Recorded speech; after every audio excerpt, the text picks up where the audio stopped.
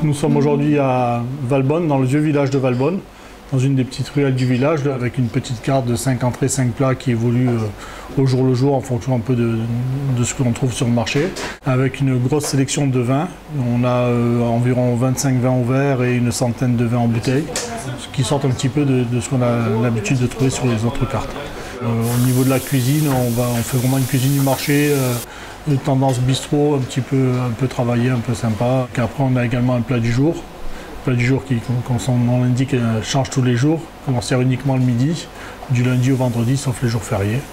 Et donc là, c'est un petit plat du jour qui a pour intérêt de récupérer une clientèle d'actifs du coin, un peu Sofia, un peu les gens du village et toute cette clientèle-là.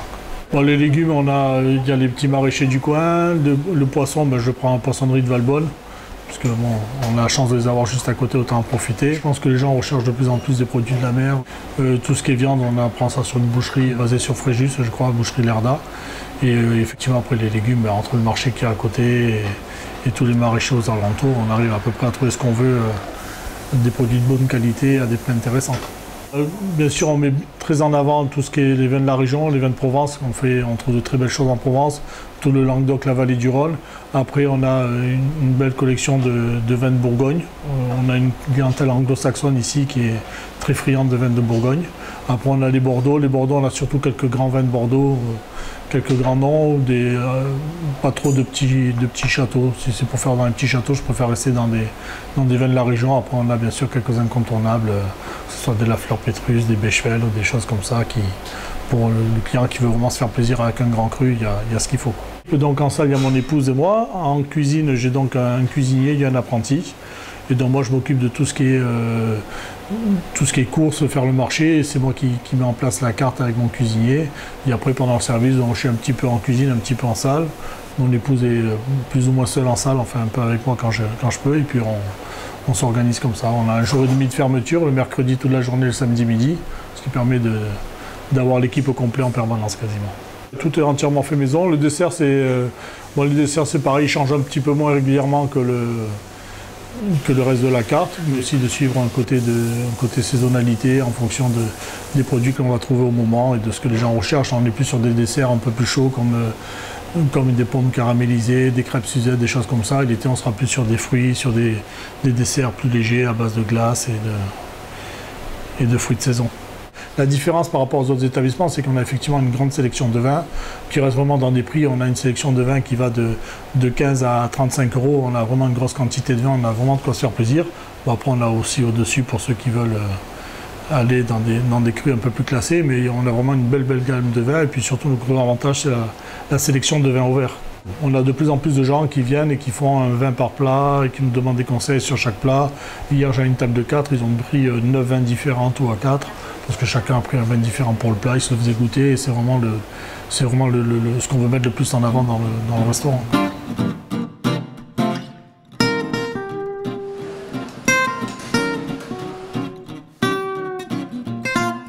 Ah, l'esprit culinaire, ça fait pas mal d'années que ça me trottait dans la tête. C'est un établissement qui n'est ni un restaurant gastronomique ni un bistrot. Un soir, donc dans mon restaurant gastronomique, j'ai tout dessiné, j'ai fait à peu près 5-6 croquis. Et je suis allé voir mon ami Pierre-Olivier Brèche de la société Poba à Château-Renard en lui disant « Pierre-Olivier, je veux faire ça ». Il s'est levé, il me dit « Mais toi, t'es un malade ». Et en fait, il a réfléchi pendant la nuit et on s'est lancé dans le pari. Et ce piano, oui, c'est vrai, je l'ai dessiné aussi. Et c'est la société Enodis France qui a réussi à réaliser le piano de rêve d'un cuisinier et d'un chef de cuisine.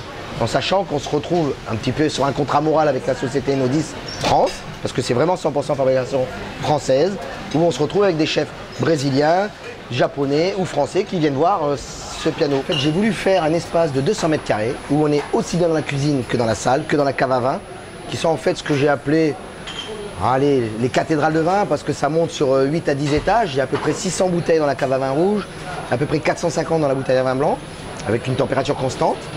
Et voilà, donc vous allez manger entre la cave, la cuisine, le garde-manger, le bruit des serveurs. Voilà, tout est pensé et original. C'est un concept, je me suis toujours dit que j'allais mettre en application les 30 années d'expérience de Laurent Doury, qui me suit maintenant depuis 23 ans, et les 30 années d'expérience de Marc de Passorio, ce qui fait 60 ans d'années d'expérience ensemble. Alors c'est Laurent Doury, mon bras droit, depuis maintenant 22 ou 23 ans, qui gère la société ici, donc sur l'esprit culinaire de Marc de Passorio à Château-Renard-de-Provence.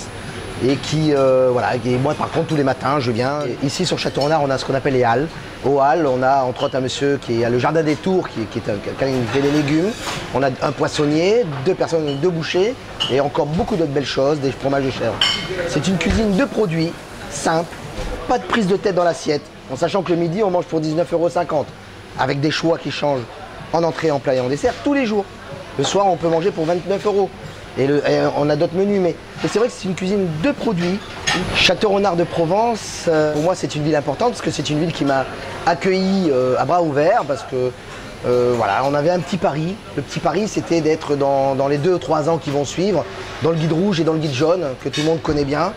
Et puis cette année, après 5 mois d'ouverture, le Goemio 2014 nous a décerné le coup de cœur du Goemio avec la première toque et je suis très content parce que je voulais qu'on parle en fait de la ville de Château-Renard dans le Goemio et bientôt j'espère dans le Michelin.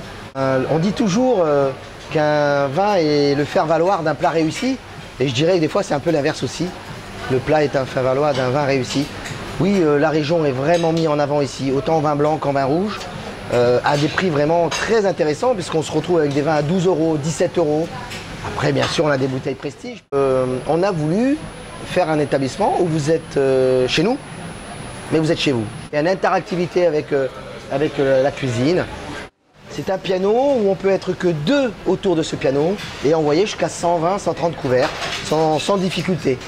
Mais ça va plus loin parce que vous verrez les couteaux que vous avez sur table, c'est pareil, je l'ai dessiné moi-même et j'ai réussi à le mettre en application avec un monsieur c'est un coutelier à Thiers, la société Philippe, et ils ont réussi à me faire un couteau qui correspond à l'esprit culinaire que Marc de Passorio voit. On est complètement sur un échange. Après, bien sûr, on ne peut pas plaire à tout le monde. Il peut nous arriver des loupés, un jour une grosse affluence, peut-être un petit peu de lenteur de temps en temps sur le service, des choses à remettre en question en cuisine, bien évidemment, c'est sûr. Et tous les jours, que Dieu nous permet de nous lever le matin, en tout cas, on essaie de se remettre en question. On n'a aucune prétention, aucune. C'est vraiment un restaurant plaisir, un restaurant passion. 19,50 € le midi, on peut très bien se retrouver avec des VRP, on peut très bien se retrouver avec des dentistes ou des professions libérales, mais on peut se retrouver aussi avec des étudiants. Et on a de plus en plus de jeunes de 17 à 25 ans qui viennent ici à plusieurs et qui consomment même une bouteille de vin à 5-6 dans des prix défiant toute concurrence. De temps en temps quand je suis là, parce que j'ai aussi le restaurant gastronomique à gérer, je me permets de prendre par la main des personnes, des clients, et venir cuire eux-mêmes leur dorade ou leur truite à la plancha avec moi. Et c'est vraiment très interactif et on se fait beaucoup de plaisir. Jonathan. Messieurs, bonjour.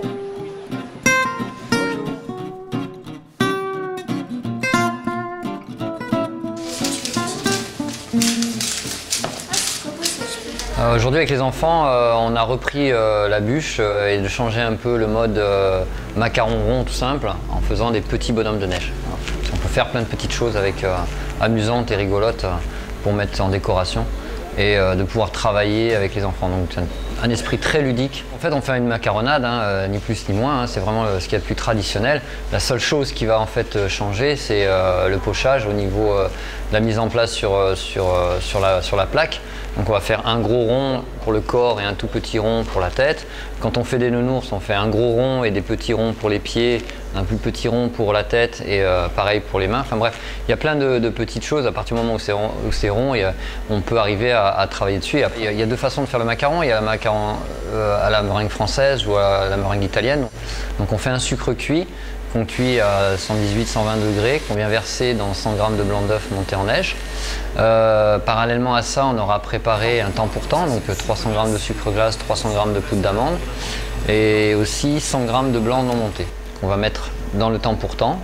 Ensuite, on va rajouter aussi la meringue finie et refroidie. On va venir mélanger ça comme une mousse au chocolat, très délicatement pour que ça soit bien homogène. Une fois que c'est bien homogène et que c'est bien compact, on va macaronner, on va l'activer pendant 4-5 minutes, ça dépend en fait de la consistance, et on va faire retomber nos blancs. Et ça, du coup, ça va nous permettre d'avoir la maîtrise du macaron. Et alors, il ne faut pas que ce soit de la soupe, Il ne faut pas non plus que ça soit trop dur. Ensuite, il y a le pochage. Donc on met ça dans une poche, on fait nos petits ronds. On laisse sécher pendant une demi-heure, 3/4 d'heure avant d'enfourner. On cuit à 145 degrés pendant à peu près 15-20 minutes, ça dépend du four. Et on a notre petite collerette. Alors la collerette, en fait, grâce au croûtage qu'on aura fait pendant une demi-heure, à l'oxygénation, il y a une petite peau qui va se poser dessus. Et la chaleur va venir taper les plaques. Et on va, donc ça va former de la vapeur qui va trouver une petite résistance. Une fois refroidis, on les retourne, on les garnit, on fait des décos, voilà, tout simplement. On fait des ateliers macarons toutes les semaines où ils font des macarons, donc chacun choisit son parfum, chacun fait sa crème, chacun fait ses macarons, ses colores, ainsi de suite. Donc on a toute l'année, pratiquement tous les week-ends, et tout le monde repart avec 60 macarons, donc ça c'est déjà une étape.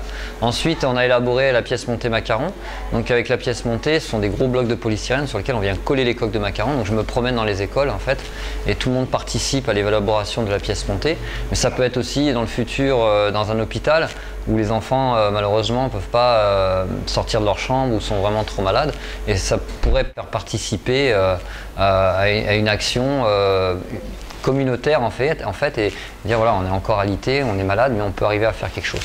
Voilà. Ça c'est l'état d'esprit.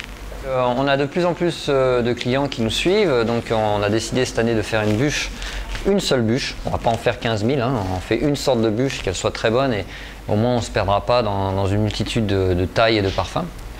Une bûche, un parfum, une taille. Donc c'est une crème infusée avec de la mandarine confite.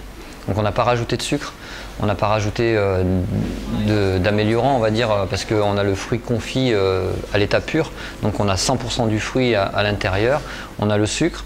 Donc on a fait une ganache avec ça, une ganache chocolat noir. Et suite à cette ganache, en fait c'est plus comme une bavaroise. On a mélangé une crème montée. On est venu chemiser des gouttières à bûche. À l'intérieur, on a mis des longs traits de macarons aussi, de façon à ne pas apporter de gluten dans la bûche. Et ça nous fait la bûche mandarine chocolat. Donc on est venu faire un glaçage chocolat brillant, et dessus on a mis nos petits décors en bonhomme de neige macaron.